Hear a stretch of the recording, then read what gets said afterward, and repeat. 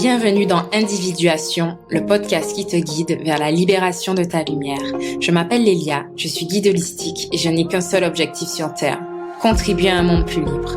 Et tout commence avec toi, par la libération de ta lumière. Je sais que tu aspires à une vie plus épanouissante, une vie qui ait du sens. Tu en as assez de ne pas pouvoir exprimer ta vérité au monde et surtout, tu ressens au fond de toi une puissance qui ne demande qu'à être libérée. Alors chaque mercredi, je te partage mes connaissances et prises de conscience pour te guider vers ton épanouissement. Ensemble, élargissons nos consciences, cheminons vers l'union corps-esprit-âme et libérons notre lumière. Ensemble, empruntons la voie de l'individuation. Bienvenue dans l'épisode numéro 1 et c'est parti pour la saison 1 du podcast dans laquelle nous allons poser les fondations de ton cheminement spirituel. L'idée, c'est de te donner les clés et les outils que je considère fondamentaux quand on débute un cheminement vers soi, quand on entame un chemin vers l'individuation. Je vais donc tenter de répondre succinctement. Je sais que c'est pas forcément ma force principale d'être succincte, mais voilà, j'ai regroupé en une série de 10 épisodes les éléments clés que j'estime que tu dois avoir en ta possession pour commencer. Petite parenthèse, tu retrouveras toutes ces informations dans un mini-programme totalement gratuit appelé Fondation, dans lequel j'ai décidé de t'offrir ces 10 éléments clés avec un rappel pour chacun des épisodes du podcast de la saison 1, mais aussi avec un complément, des schémas explicatifs et quelques pistes de réflexion, avec des questions à te poser pour approfondir chaque étape. Donc tout ce que je vais te décrire, notamment dans ce premier épisode qui peut paraître un peu compliqué à visualiser quand on est uniquement en mode écoute, sache que tu retrouveras la version visuelle avec les schémas qui vont te permettre de mieux comprendre toutes les notions que j'explique. Si ça t'intéresse, il te suffit d'aller dans la description de l'épisode, tu retrouveras le lien d'inscription, c'est gratuit, profites-en. Surtout si tu es nouveau par ici, ce sera l'occasion de me connaître un petit peu plus et aussi d'être guidé pour un démarrage tout en douceur. Parenthèse fermée, continuons. Quoi de mieux pour commencer que de tenter de répondre à la question existentielle la plus commune? Qui suis-je? C'est vrai au fond. Qui es-tu? Qui sommes-nous? Ou plutôt, que sommes-nous? Que signifie être? Descartes disait « Je pense, donc je suis ». Sommes-nous donc nos pensées? Et que seraient nos pensées si notre corps n'existait pas? Si, en d'autres termes, nous n'étions pas nés sous cette forme physique que nous connaissons, que serions-nous? Et notre âme dans tout ça? Certains pensent qu'elle survit après la mort. Serions-nous notre âme, alors, si elle survit malgré la disparition de notre corps? En réalité, nous sommes un mélange de tout cela. Nous sommes un être multidimensionnel. Dans son livre « Les 7 lois spirituelles du yoga », le docteur Deepak Chopra explique que notre existence se déroule simultanément sur plusieurs plans. Nous sommes en effet constitués de 3 éléments principaux. Le corps physique, appelé corps, le corps subtil, constitué de plusieurs couches et auquel appartient notamment l'esprit, et le corps causal, appelé l'âme. C'est cette trinité corps, esprit, âme que moi j'appelle l'être triunique. Mais avant de commencer à explorer chacun de ces éléments, je tiens à te rappeler qu'en réalité, rien n'est séparé. Tout est imbriqué et en interconnexion. C'est simplement une classification que je fais pour que ton esprit, ton mental, on verra la différence entre les deux, puisse comprendre, mais surtout, retiens bien que tout communique sous différents plans énergétiques. Alors c'est un grand résumé que je vais tenter de faire parce qu'il y a en réalité énormément de choses à voir, mais que je ne peux pas vous décrire dans ce premier épisode, ni même dans cette première saison. Donc, allons-y, c'est parti. Voyons ensemble ce que représentent ces 3 éléments. Le corps physique. Le corps physique, c'est cette partie de nous qui appartient au champ des molécules, appelé aussi le champ de la matière. Il est constitué de deux choses. Encore petite piqûre de rappel. Quand je dis constitué, il n'y a rien de divisé. Tout communique. Tout est au final la même et unique chose, mais c'est vraiment une vue de l'esprit pour que vous puissiez vous faire un petit dessin. N'oubliez pas que vous aurez le schéma dans le mini-programme Fondation, donc ne vous inquiétez pas. Dans un premier temps, dans le corps physique, on retrouve ce qu'on appelle le corps personnel. Il s'agit en fait de tout ce qui constitue ton corps au sens premier du terme. Tes bras, tes jambes, tes organes, tes cheveux, etc. C'est tout ce qui est palpable et visible, puisqu'on est dans le champ des molécules, dans le champ de la matière. En gros, c'est l'ensemble des molécules qui forment ton enveloppe charnelle, constituée d'os, de muscles et de sang. C'est grâce à ce corps que tu expérimentes la matière, le monde physique de la 3D. 3D, c'est-à-dire en 3 dimensions. Oui, car il y a d'autres dimensions dans l'univers que celles qu'on voit aujourd'hui sur Terre. Mais bon, fermons la parenthèse. Le corps physique, c'est ton véhicule sur ton chemin de vie. Il disparaît au moment de la mort et il retourne justement à la Terre. C'est pour ça aussi qu'on l'appelle parfois corps de matière ou corps terrestre. On pourrait s'arrêter là en vrai pour décrire le corps physique, mais en réalité, il y a une autre composante à notre corps physique. Si on prend le temps d'y réfléchir un petit peu plus, notre corps physique, corps personnel, on va l'appeler comme ça à partir de maintenant, c'est la résultante de la transformation de notre nourriture depuis notre naissance. Je ne sais pas si tu te rends compte, mais depuis que tu es conçu dans le ventre de ta mère jusqu'à aujourd'hui, tu n'as cessé de te développer, de croître, de grandir physiquement, je veux dire, grâce à tout ce que tu as ingéré. Les nutriments, les différents éléments que tu as absorbés au départ par ton cordon ombilical, puis au niveau du système digestif. Tu es donc une somme de tout ce que tu as mangé. En gros, c'est ça. Donc, au final, quand on regarde, on n'est pas que notre corps physique personnel. Il y a une deuxième chose qui constitue le corps physique, c'est cette deuxième partie, c'est l'extension de ton corps personnel. C'est ce qu'on appelle le corps élargi. Le corps élargi, c'est l'ensemble des molécules que tu ingères au quotidien et qui viennent façonner tes cellules, tes tissus et tes organes. En gros, c'est ton environnement proche. L'air que tu respires, l'eau que tu bois, les aliments que tu ingères, les mots et les sons que tu entends, les images que tu vois, etc. Tout ce qui te parvient par le biais de tes 5 sens dans ton environnement le plus proche fait aussi partie de ton corps physique, en termes en tout cas de molécules. Donc, dans ce cas-là, tout ce qui va être l'alimentation, tout ce qui va être la qualité de l'air, tout ce qui va être la qualité aussi de ce que tu vas toucher, donc par exemple tes vêtements, si tu portes des vêtements synthétiques qui étouffent la peau par exemple, petit clin d'œil aux écolos, et vous voyez un peu ma valeur écologiste au passage, alors que si tu mets des vêtements par exemple respirants, ce sera pas la même nourriture en fait. Tu ne pourras pas oxygéner tes cellules de la même manière en fonction du type de vêtements que tu vas porter. Donc là, c'est pour le toucher. J'en passe. Donc, en réalité, il n'existe pas vraiment de frontière entre ton corps élargi et ton corps personnel. Chaque respiration que tu effectues te rappelle la connexion permanente de ton corps physique à ton environnement.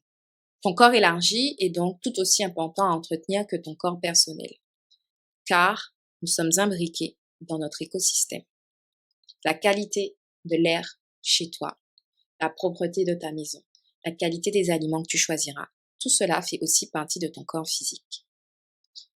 Le lien entre corps personnel et corps élargi prend donc ici tout son sens. Un corps en bonne santé débute par un environnement, donc un corps élargi, de qualité.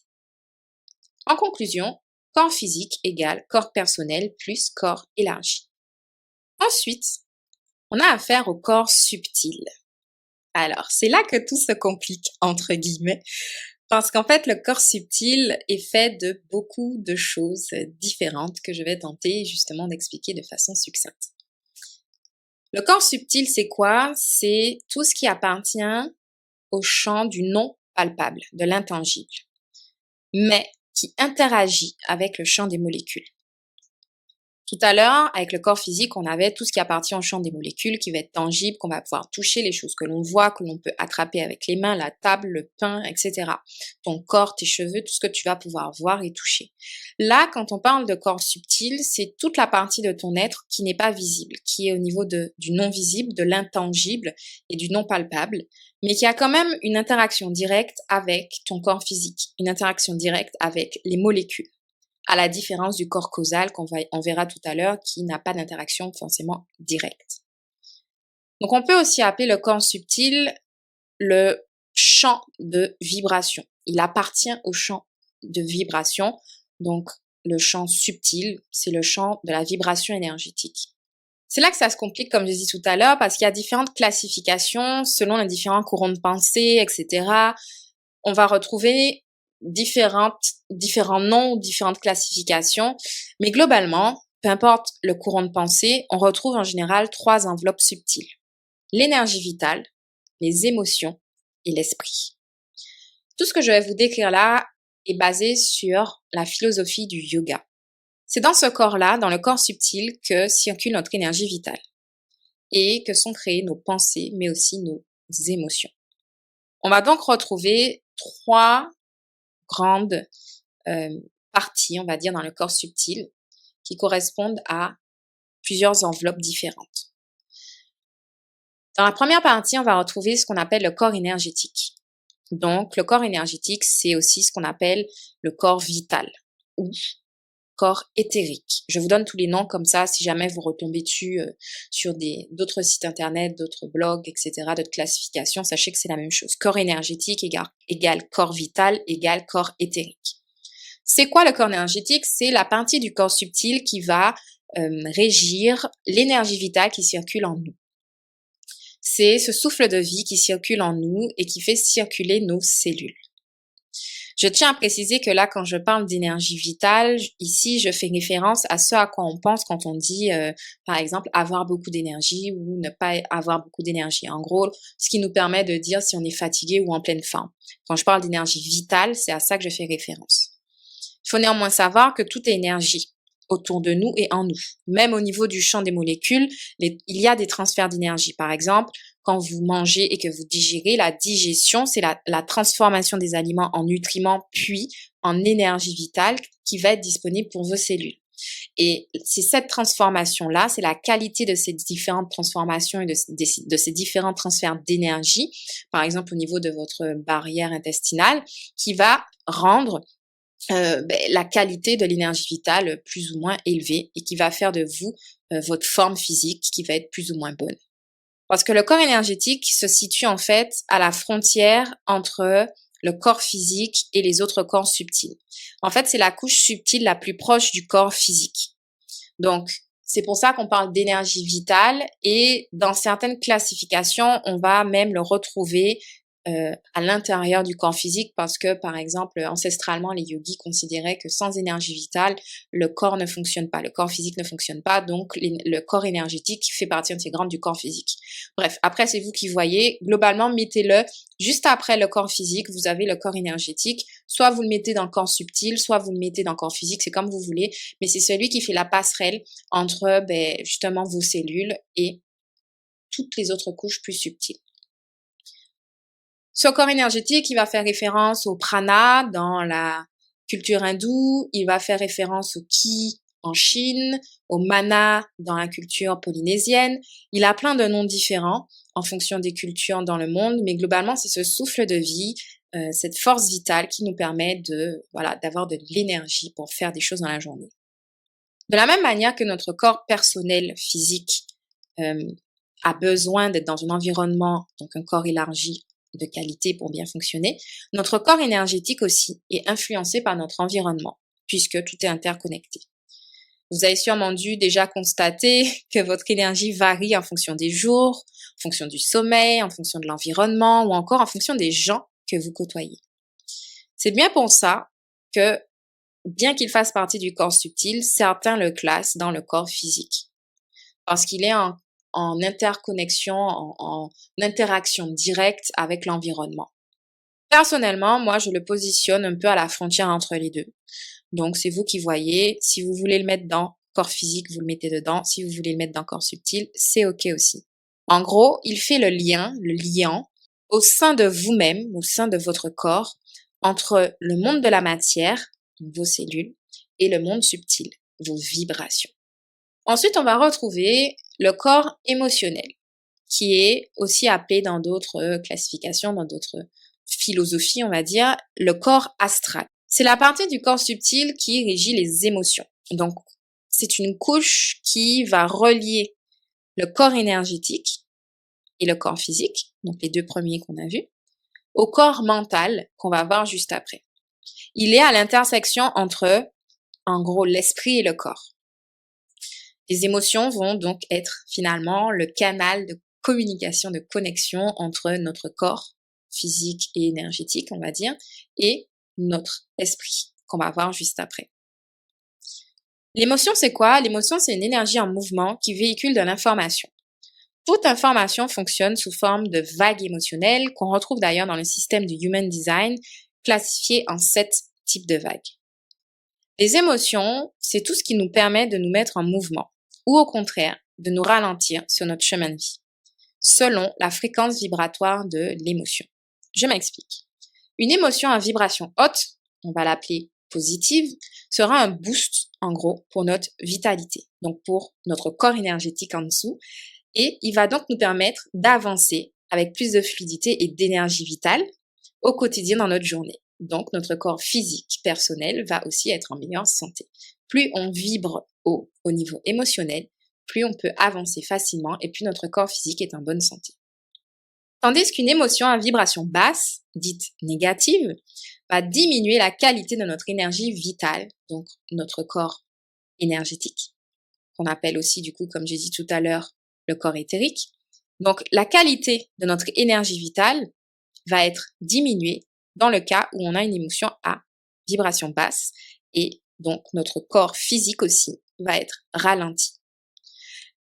Attention toutefois, je tiens à préciser que cette notion d'accélération et de ralentissement est à voir uniquement sur des plans de la motivation à agir au quotidien. Parce que les émotions qui sont régies par le centre énergétique du plexus solaire, ça on le verra aussi peut-être dans un autre épisode, les différents centres énergétiques du Human Design, qui correspondent notamment aux 7 chakras, bref. Le plexus solaire, c'est ça qui va régir les émotions, et le plexus solaire, c'est à la fois un centre énergétique moteur et un centre énergétique de conscience. Donc, dans le cadre de la notion de moteur, les émotions vont nous booster ou nous ralentir. Elles vont nous motiver ou nous démotiver. Elles vont nous faire passer à l'action ou au contraire nous freiner en fonction de l'émotion qu'on ressent. Je pense que vous avez un petit peu idée en fonction de, par exemple, la tristesse va plutôt nous rendre apathiques. La colère, ça dépend. La colère peut ralentir ou peut mettre en mouvement. La joie, en général, est un très bon moteur positif pour aller de l'avant, etc. Je vous passe les détails. Mais dans le cas où on regarde le plexus solaire, donc les émotions, comme un centre de conscience, c'est tout à fait différent. Parce qu'en fait, le corps émotionnel n'a pas qu'une fonction de boost pour le corps physique. Je vous ai dit qu'il est à la frontière entre le corps physique / plus et énergétique et le corps mental. Derrière, l'esprit, etc., qu'on verra tout à l'heure. Donc, le corps émotionnel, il a une deuxième fonction. Il nous permet aussi de prendre conscience de ce qui se passe sur des plans plus subtils, puisqu'il fait la communication entre les deux. Donc, il va nous permettre de prendre conscience, par exemple, des pensées du mental, de l'intellect, de l'ego, les 3 autres couches qu'on verra après. D'ailleurs, comme je l'ai dit tout à l'heure dans le Human Design, vu que le centre énergétique du plexus solaire est à la fois un moteur et un centre de conscience, il a donc un double rôle à jouer, celui de nous aider à évoluer dans le monde physique, donc de nous mettre en mouvement d'une certaine manière, en suivant les vagues émotionnelles, mais surtout, de nous permettre d'évoluer dans le monde spirituel, c'est-à-dire de comprendre ce qui se passe au-delà de la vague émotionnelle, au-delà du mouvement, de l'émotion. Donc, dans le cadre de cette deuxième fonction d'élargissement de conscience, la vibration de l'émotion, qu'elle soit basse ou haute, n'a aucune influence sur la qualité de votre élargissement de conscience, la qualité de votre évolution, la direction de votre évolution. Qu'il s'agisse d'une émotion positive ou négative, l'émotion apporte avec elle simplement une information qui nous revient à nous de décrypter pour évoluer spirituellement. Autrement dit, aller accueillir les informations situées dans les couches encore plus subtiles, donc dans notre esprit notamment, comme les pensées qui sont créées dans notre esprit. C'est notre rôle en tant qu'être sur le chemin de notre réalisation personnelle. Pour revenir au Human Design, le centre énergétique du plexus solaire, qui régit donc les émotions, est considéré comme le centre de conscience qui amènera l'humanité à une mutation profonde en tant qu'espèce. Plus nous apprendrons à transcender les vagues émotionnelles, plus nous élargirons nos consciences sur nous et sur le monde. Ensuite, on a la partie du corps subtil qui régit les pensées, qu'on appelle le corps mental, et aussi, pour faire plus simple, l'esprit. Donc, on va retrouver 3 parties dans l'esprit. Le mental, à proprement parler, l'intellect et l'ego. Le mental, c'est quoi? C'est la partie qui va stocker et émettre toutes nos impressions sensorielles. Je vous ai dit au tout début que notre corps a pour fonction d'ingérer et de digérer toutes les informations qui nous parviennent par nos 5 sens. Donc, c'est vrai, sous un plan de la matière, en termes d'énergie, on va réussir à transformer les aliments, les différentes choses qu'on va ingérer, l'oxygène, en énergie pour nos cellules. Mais au-delà de ça, il se passe la même chose au niveau du corps mental, parce que tout ce qu'on va entendre, tout ce qu'on va voir, les images qui vont être stockées, etc., c'est aussi une forme de nourriture pour l'esprit. Et en fonction de ce que vous allez mettre dans votre esprit, ce que vous allez ingérer, ce que vous allez regarder, ce que vous allez écouter comme musique, etc., vous n'aurez pas la même nourriture à donner à votre corps mental. Et le corps mental, qu'on va appeler l'esprit pour faire plus simple, il fonctionne comme ça. Il va avoir d'un côté une base de données, qu'on va appeler le mental, à proprement parler. Il va avoir un logiciel, qu'on va appeler l'intellect. Et puis à côté, il y aura l'ego, dont je vais parler après. Donc le mental, qui fait partie de l'esprit, c'est un peu la base de données. C'est tout ce qu'on a vécu depuis notre conception, tout ce qu'on a emmagasiné comme information, même dans le ventre de notre mère, toutes les sensations qu'on a absorbées sont à un endroit stocké dans une base de données, voilà, dans un disque dur comme un ordinateur, qu'on va appeler le mental, qui fait partie du corps mental, du corps subtil.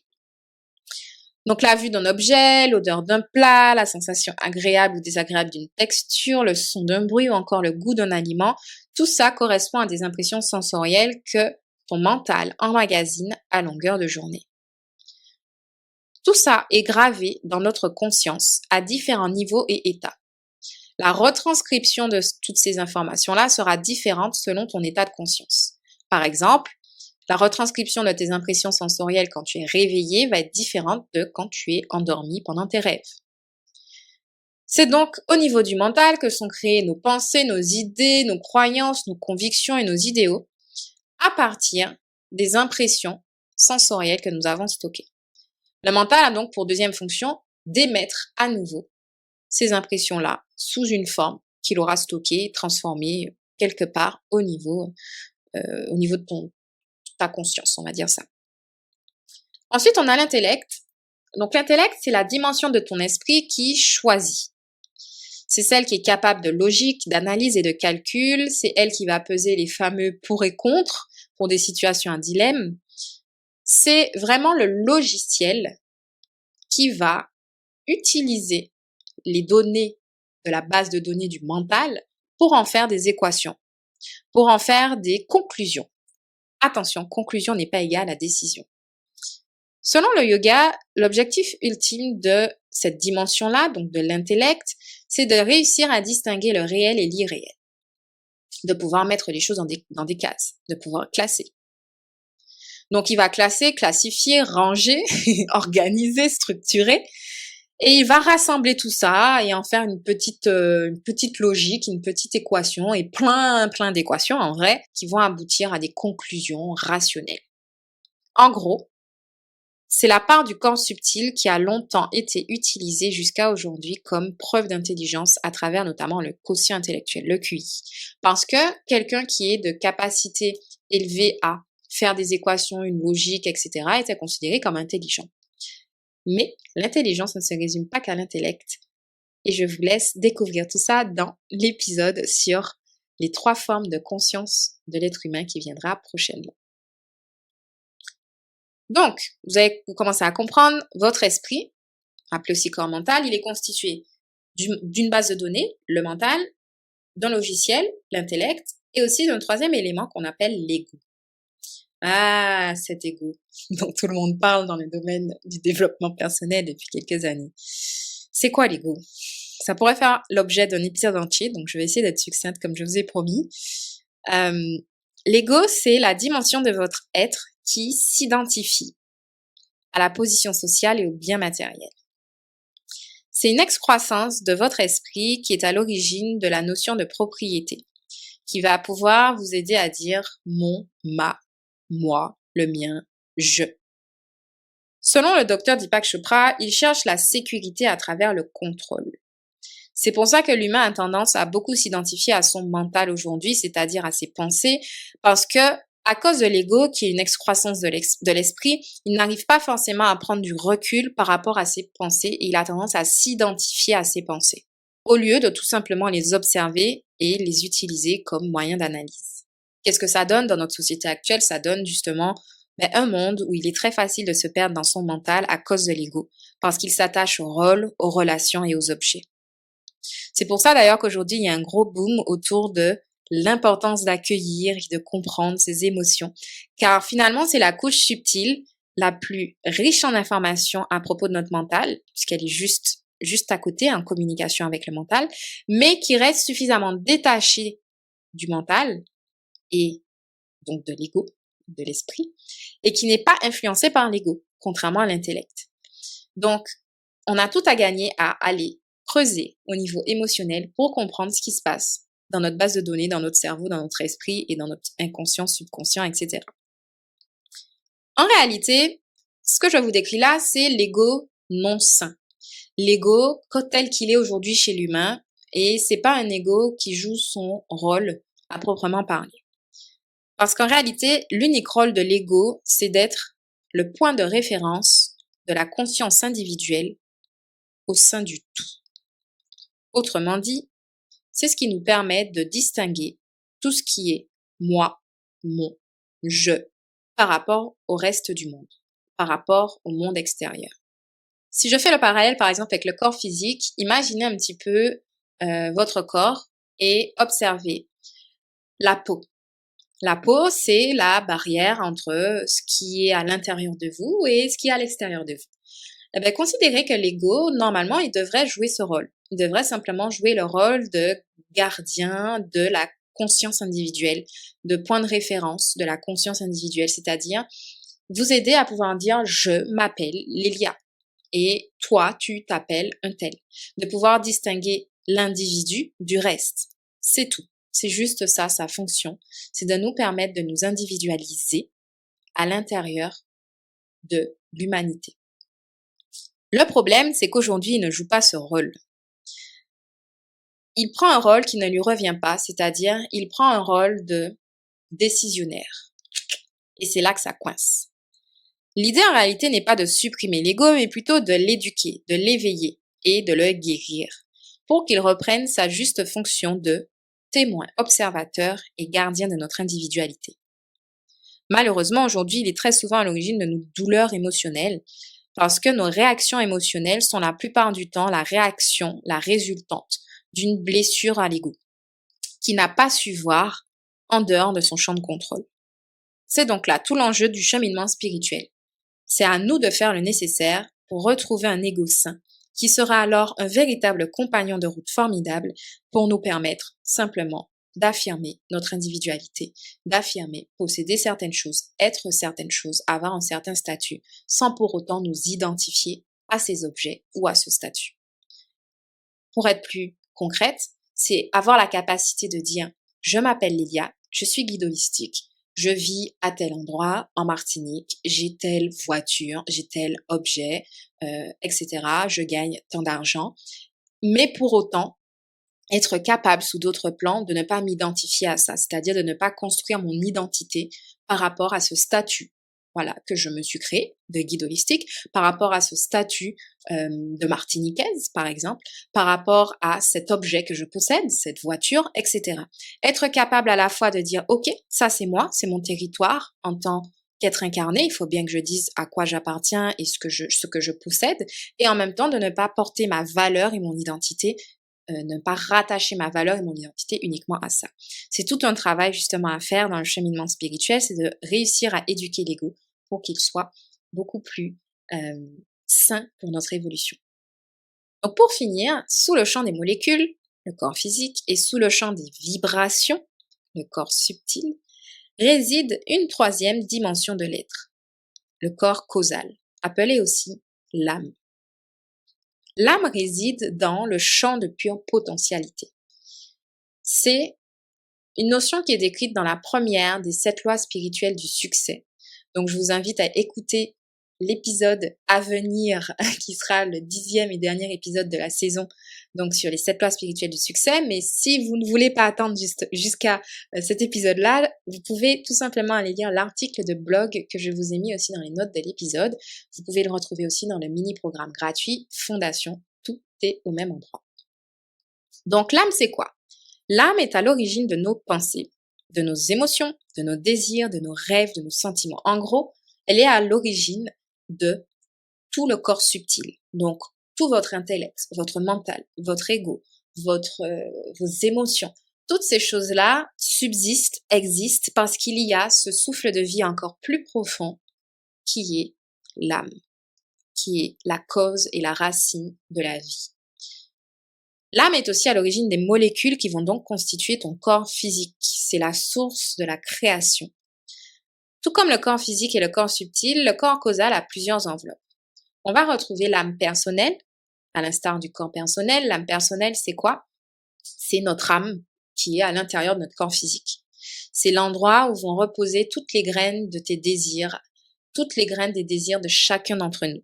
Quand je parle de graines des désirs, ce que j'entends par là, c'est que nous sommes tous dotés d'un ensemble unique de talents.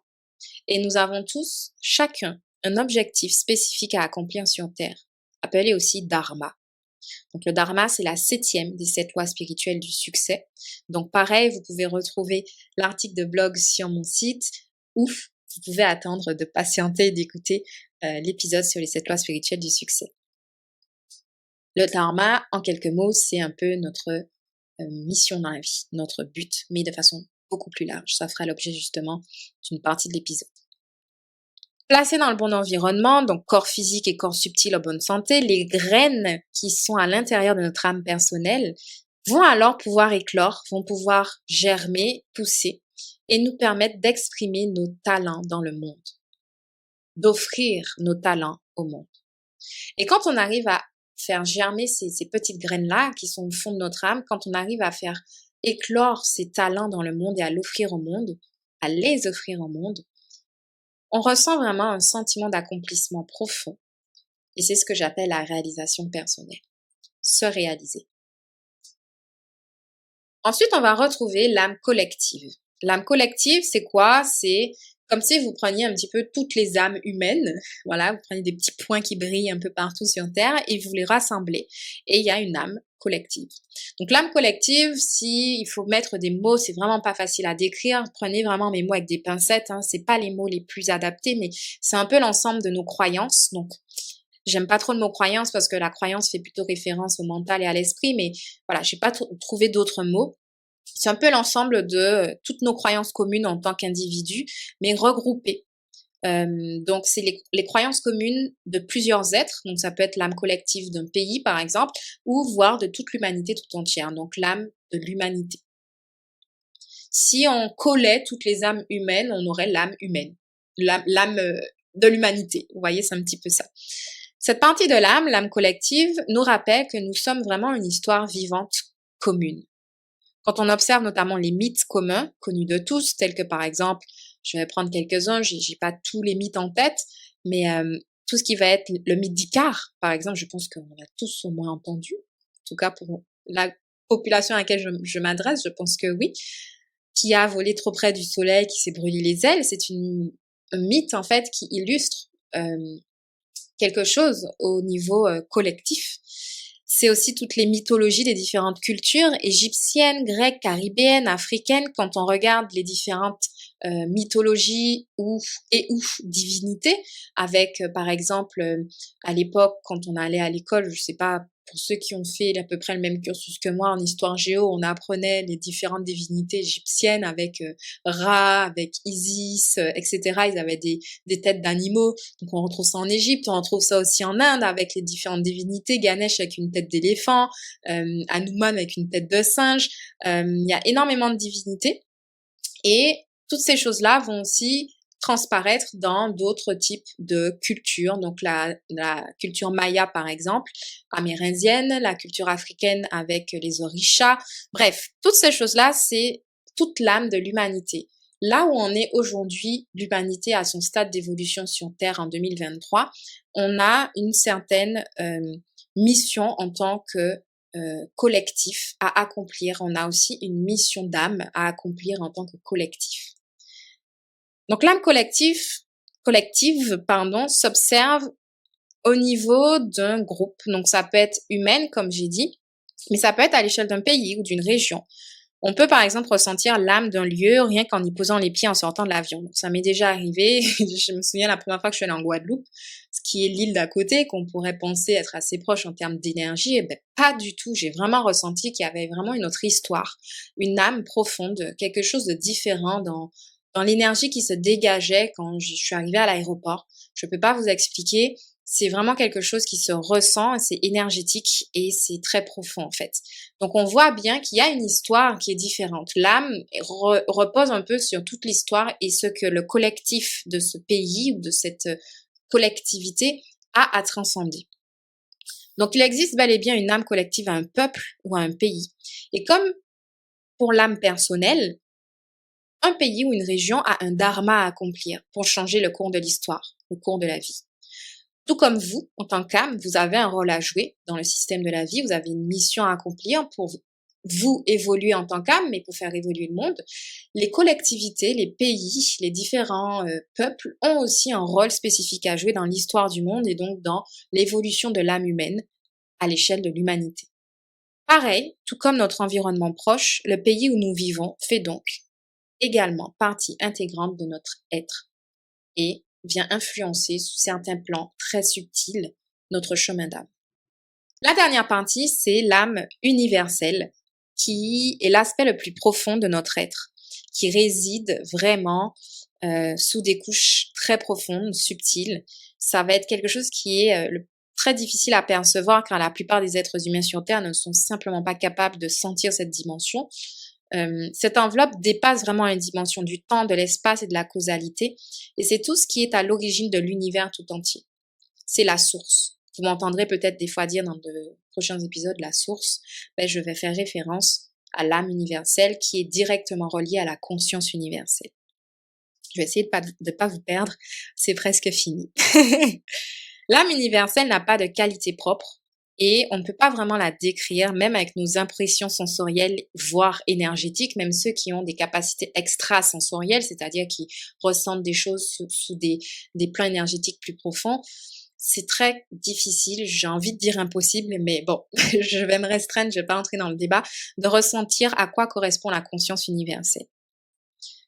Je vais terminer avec une citation de Dr Deepak Chopra qui disait « Ce champ sans localisation illimitée est la source de l'objectif de la vie. » Donc vous comprendrez bien que ça peut être très compliqué, même pour moi qui essaie de vous l'expliquer, de me le représenter et donc vous de vous le représenter aussi. Voilà. En conclusion, il faut bien faire un résumé. Nous sommes 3 cercles emboîtés un peu en paupérus. Donc pareil, je vous invite à aller voir la version schématisée dans le programme gratuit Fondation. On va avoir le corps physique, qui est constitué du corps personnel et du corps élargi. Ensuite, on a le corps subtil, qui est constitué du corps énergétique, du corps émotionnel et du corps mental. Dans le corps mental, on va retrouver le mental, l'intellect et l'ego. Et ensuite, on aura le corps causal, qui constitue l'âme sous tous ses plans, qu'elle soit personnelle, collective ou universelle. Tout est interconnecté et les différentes couches s'influencent les unes les autres dans l'instant présent. Tout est la même chose, mais c'est simplement la vie qui s'exprime sous des densités d'énergie différentes. La plus dense étant le corps physique et la moins dense étant le corps causal, l'âme. Au final, concrètement, quand on résume tout ça, qui es-tu? Et que sommes-nous? C'était ça la question de départ. En une phrase, tu es une âme, donc une énergie, incarnée dans un corps, donc dans la matière, qui utilise l'esprit, donc la vibration, pour transformer la matière.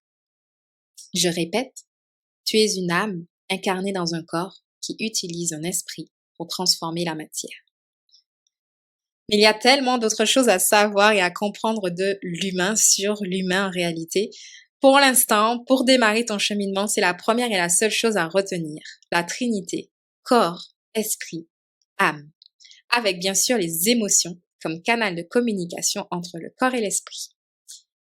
Si toutefois tu souhaites approfondir le sujet, tu peux toujours aller plus loin en allant lire l'article sur le blog aussi à ce sujet que j'ai écrit il y a déjà quelques années ou aller simplement t'inscrire au programme Fondation comme je l'ai dit. Je te remercie pour ton écoute et je te dis à la semaine prochaine pour une nouvelle exploration de ton être. Merci d'avoir écouté cet épisode, j'espère qu'il t'a plu et qu'il t'a apporté plus de lumière sur ton chemin de vie. Si c'est le cas, je t'invite à laisser un avis sur ta plateforme d'écoute ou à le partager à quelqu'un qui en aurait besoin. Et pour aller plus loin dans ton cheminement personnel, tu peux retrouver tout le contenu gratuit sur le blog, dans la newsletter ou encore sur Instagram. Je te souhaite une belle exploration de la vie et de ton être. Prends soin de toi. Avec amour et lumière, à la semaine prochaine.